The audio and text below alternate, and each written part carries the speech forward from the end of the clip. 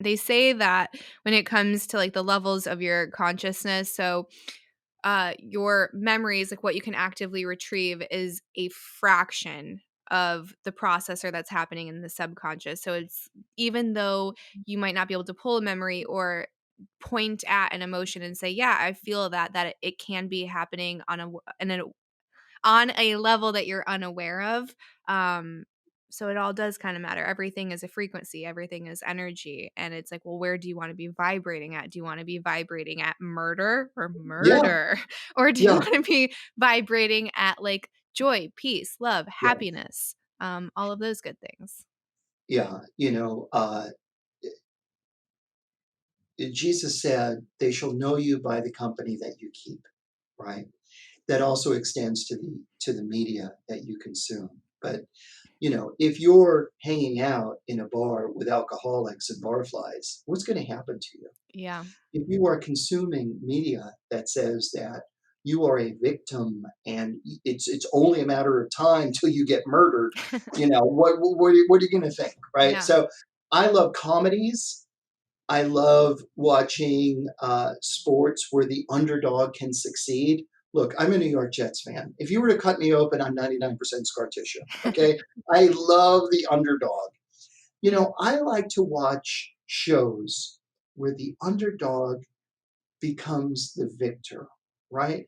And those kind of shows, that's why we love watching, you know, fiction, because you can associate with that person that's being held down, and then when they finally rise to the top, you're like, you feel yourself in that role. And Mm, what I say to people is, watching movies and all that stuff is fine, but why not be the hero of your own story in reality? How can you rise above your mhm, current circumstances? How can you make a difference, not on your television, but out in the real world? mhm, Now that COVID hopefully is basically over, mhm, how are you going to reset yourself? Who is the person that you've been aching to become going to break out of that cocoon of safety mhm, and take a chance? I love Brene Brown, and she studies vulnerability and courage, right? And she says, picture yourself in the arena, right? And think of an MMA fight, right? You have two fighters going at it for life and death. And then in the crowd, half the crowd will be for one person, the other crowd will be for the other person. So there's always booze raining in on those two people. Have you ever watched a fight where they stopped and they turned around and say, "Please stop booing. You're mm, hurting my feelings," right? No, they keep going at it. What I want people to know is that person that you're fighting in the arena is yourself. Put down your dukes. Stop fighting yourself. Ignore the haters. Not everybody is going to agree with what your dreams are.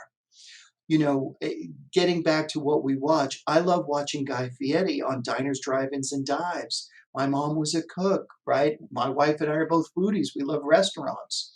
And Guy's in the hall. I got to meet him. And it's not just because he's got that show. Unfortunately, in California, we have fire season, and mhm. he cooks for a couple of weeks for the first responders. He told me that he does a lot of work for Make-A-Wish, who's in the hall, dying children. And one time I was watching Diners, Drive-Ins, and Dives as a family, because it's a great family show. And I turned to my wife and I said, "You know what? When we're retired, this is what we'll do. We'll rent a mobile home and we'll go across this big, beautiful country and we'll follow the restaurants that he went to that we found appealing. And it'll be a great, summer vacation or whatever."